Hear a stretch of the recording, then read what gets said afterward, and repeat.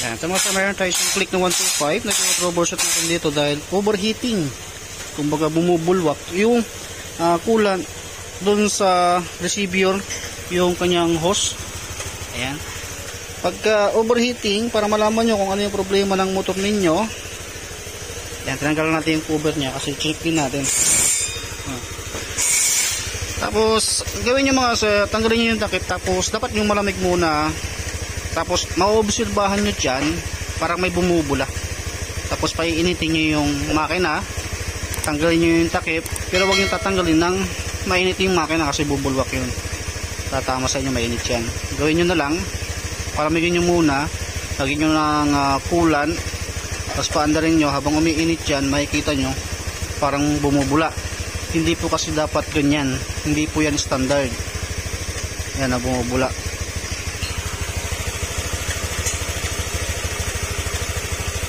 Tapos isa pang uobserbahan nyo para isang bilihan, kung sakaling may problema, i-observe nyo yung hose sa baba, yung dito. Hawakan nyo rin yan kung umiinit. Dapat kasi ito, hindi nyo dapat ito mahawakan kapag mainit. Or mararamdaman nyo, kung mahawakan, kung mararamdaman nyo, dapat umiinit din. Isa ito sa tinotroubleshoot natin ngayon dito sa motor na to. Kaya mapapansin nyo, sobrang bulwak na yan. Talagang lalabas yun sa receiver. Mauubusan ka ng coolant, mag-overheat. Ito muna yung pinakalas nyong uobserbahan. Hindi umiinit yung hose sa baba. Ang umiinit lang yung sa taas. Pero pagka ganyan mga sir, ano yan? May tama na yung gasket. Or yung thermostat. Naubos na yung coolant. Ayan o. Bumubula. Singaw yan pag ganyan. Ito lang yung naantay natin uminit yung hose. Isarado mo muna. Isarado muna natin. Tapos hintayin natin uminit yung hose sa baba. Ito na lang yung naantay para malaman kung kasama ba yung thermostat sa papalitan or yung gasket lang. Kasi yung bulwak na ganyan yan, ibig sabihin singaw yung gasket or singaw yung hose, ganyan. Ito malamig pa. Yan, umiinit na. Nararamdaman ko umiinit na. Ibig sabihin singaw yung gasket nito. Kaya matik tatap overhaul tayo. May problema yung gasket pag bumubulwak. Ito na lang yung hintayin nyo din na na uminit. Ito nararamdaman ko umiinit. Kaya ibig sabihin singaw na yung gasket. Kumbaga nadadagdagan na yung pressure ng radiator sa init at sa singaw ng gasket. Kumbaga yung compression din ng makina sumasabay na rin sa sira ng gasket. Kaya dumodoble yung pressure ng radiator. Kaya matik magtatap overhaul tayo dyan. Okay, tanggalin natin yung throttle body. Tapos, ayan, pansin natin parang nagpalit ng block na to. 4 months pa lang yung kalipas. Kaso nga lang, hindi original yung nilagay. Kumbaga, aftermarket na block. Kaya yun yung sinasabi ko sa inyo mga sir. Kapag once na aftermarket yung piece ang ginagamit natin, hindi talaga totaling tumatagal. Inaabot lang ng mga ilang buwan lang. Ayun, babalik na naman yung mga main issue ng mga click. Kaya dapat original lang ilalagay yung pisa para hindi rin kayo pabalik-balik kasi madudoble yung gastos nyo lang. Kasi nagpalit daw ng sigunyal, black. Pati yung mga valve seal dyan, saka yung gasket nya original, local. Ang pinagkaibang local to original, yung original kasi mga sir, mas matibay yung parang gasket at medyo makapal compare mo dun sa aftermarket. Kaya yun, hanggang 4 months lang. Tapos gamit na gamit yung motor, joyride. Kaya mabilis yung sirain yung aftermarket. Kaya bubuksan na natin to, makikita natin kung may gasgas yung block nya. Pag overheat kasi matik na nagkakaroon ng gasgas yung block. At naman sa tanggalan natin yung black cylinder head at ito na nga yung kanyang pisa. dito pa lang sa kanyang cylinder head, makikita nyo na talaga na yung motor ni sir overheat. Ayan, ito yung mga sign para tandaan. Makikita nyo, ayan, putok yan, putok. Tapos bukod sa nilagyan ng sealant, na ito yung lagi kong sinasabi na kung bago yung gasket mo, dapat wag mo nang lalagyan ng sealant. Or kung luma, wag mo nang lalagyan ng sealant or ibabalik pa dito dahil sablay ang kalalabasan, kawawa yung customer. Tulad nito.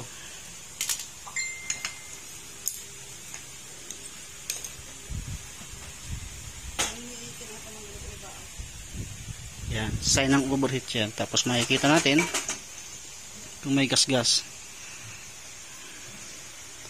Yan, goods naman, wala namang gas-gas.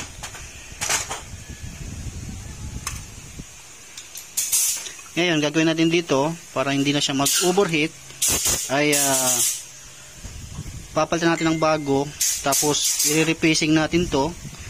Ayan, yan, overheat yan. Yan. Kaya sinasabi kong huwag maglalagay ng sealant dahil yung mga retaso ng sealant kapag hinipitan mo na yung stud bolt, pupuntahin dito, or kapag natanggal yung mga retasong sumobra sa butas, maaaring bumara doon sa radiator. Di isa pang problema ni customer natin yan. Kung baka mababarahan yung mga holes ng radiator o yung mga divider, overheat pa rin. Kaya ito, lilinisin natin yan kasi goods naman tong block nya. Tapos replacing at bagong base gasket sa cylinder gasket. Kung 125 yung motor ninyo, 125 dapat ang lalagay ninyo kasi marami din kami na encounter bago nga yung gasket, original yung gasket, kaso ang nilagay na gasket pang 150. Hindi na obra yung matatakpan yung butas. Kaya dapat kung 125 yung gagamitin ninyo kung ang motor nyo 125.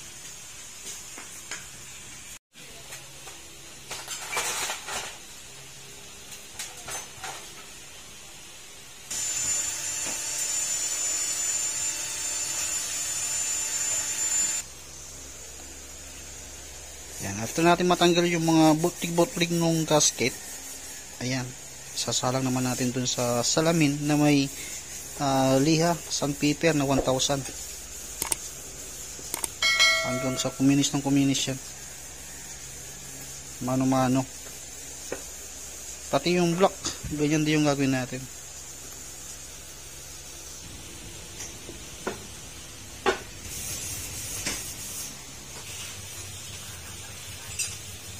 Ayan, okay, nalinisin na natin, na-replacing na natin yung block saka yung head. Ang gagawin naman natin ngayon ay huhugasan na. Hindi natin papalitan ng valve seal kasi kapapalit lang yan. 4 months pa lang yung nakakalipas. Kaso hindi ko alam kung original yung valve seal nya.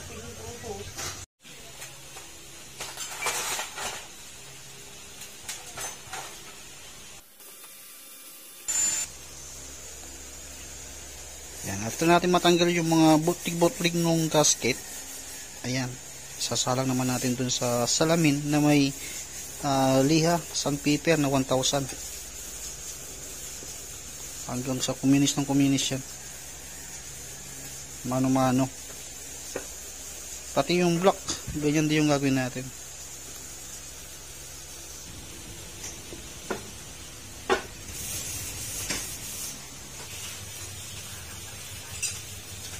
Ayan, okay, nalinisin na natin, na-replacing na natin yung block saka yung head. Ang gagawin naman natin ngayon ay huhugasan na. Hindi natin papalitan ng valve seal kasi kapapalit lang yan. 4 months pa lang yung nakakalipas. Kaso hindi ko alam kung original yung valve seal nya. Ito naman sa nalinisan na natin at lost thread yung kanyang stud bolt dun sa kanyang exhaust. Kaya niretrade din. At ito na yung ating mga bago. Ito yung original mga sir.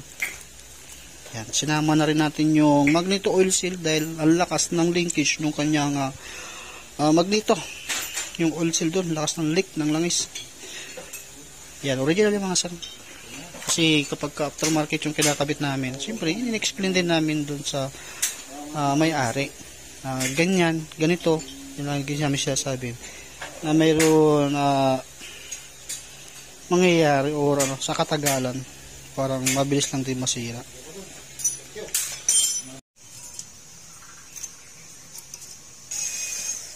Yan, lagyan na natin yung bagong base gasket natin. At yung dalawang dowel dito, magkatapat, huwag nyo rin kakalimutan yan. Para hindi ma-deform yung block natin. Para hindi magasgas yung block. Pero yung block niya, aftermarket yun mga sir. Dahil, goods pa naman. Tapos yung piston, yan, nilinisan din natin. Kumbaga, yung gagawin lang natin dito, yung overheating lang talaga. Tapos sa piston naman, huwag yung pagbalik ta rin. Ang magiging basehan nyo dyan, yung valve pocket ng intake saka exhaust. Ang malaking valve pocket nyan, intake sa taas lagi. At yung maliit na valve pocket naman sa baba, exhaust naman yan. Yan. Tapos maglalagay kayo ng basahan habang nilalagay nyo yung piston pin lock para hindi tumalsik dun sa loob. At para hindi kayo mapa-overhaul. Para lang makuha yung piston pin lock. Lagyan natin yung piston, lagyan nyo ng langis, tapos salpakan natin yung block. Tapos yung tensioner, yung narinig nyo yung lagatak kanina, nanggagaling sa tensioner yan. Kaya habang wala pang budget para doon, i-refresh na lang muna natin. At pwede naman i-refresh yan.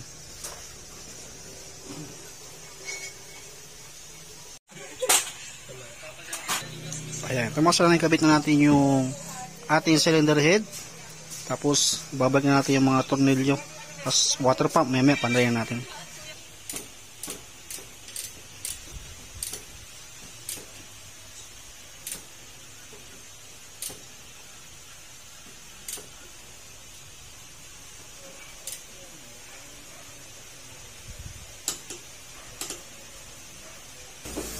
Ito na, balik na natin yung water joint inlet, tapos water pump, cover naman, tsaka radiator, throttle body, yung ating i-reset pa natin.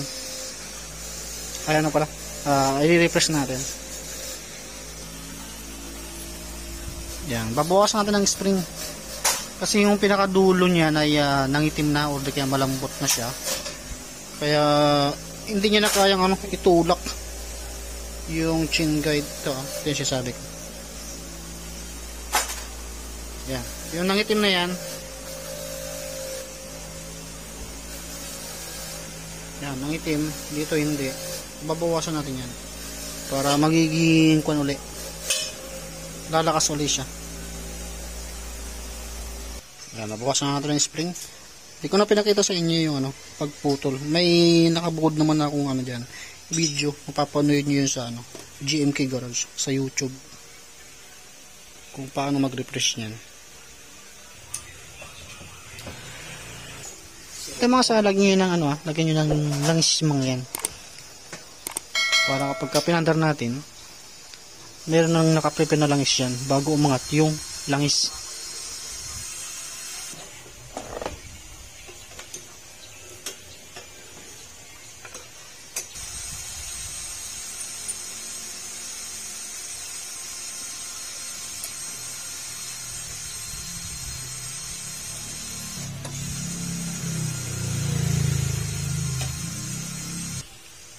Ayan, tapos na tayo dito.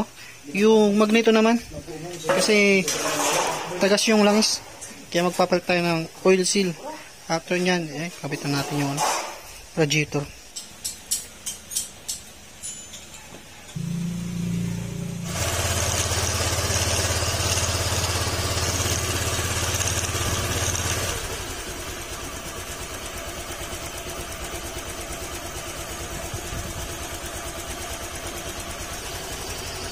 Try natin painitin mga sir kung bubulwak.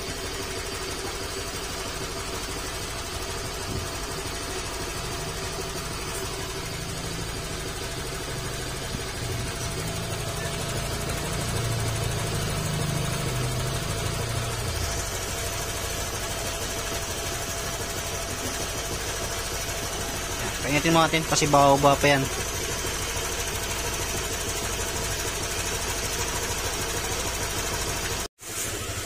Ito mga sir, kaya na pa ito umaandar mga sir. Papansin nyo, umiinit na, pero hindi na siya yung parang kumukulo.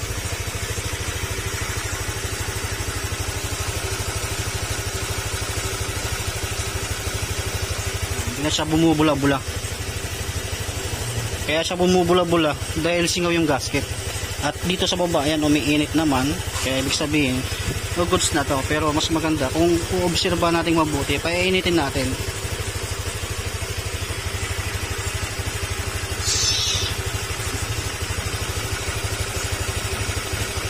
Hindi na siya bumubula. Nanginginig-ginig lang siya. Nanginginig-ginig lang siya dahil sa vibration ng makina. Yan, tara, bali sinarado na natin kasi umaangat na yung kulot niya. Pero hindi siya bumubulwak.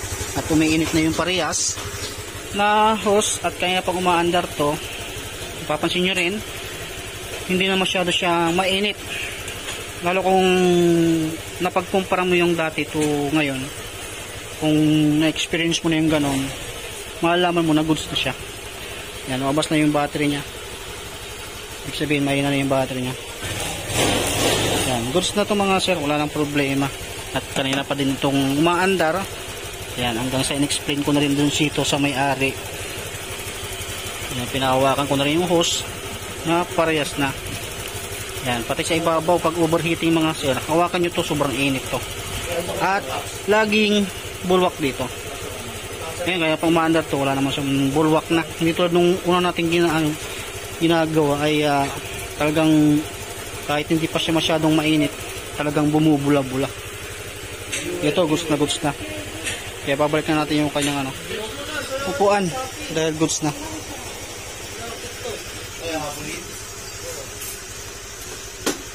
Ayan, goods na mga sir. Kung lang gawin nyo kung sakaling same kayo ng problema nito, pagbulwak, overheating.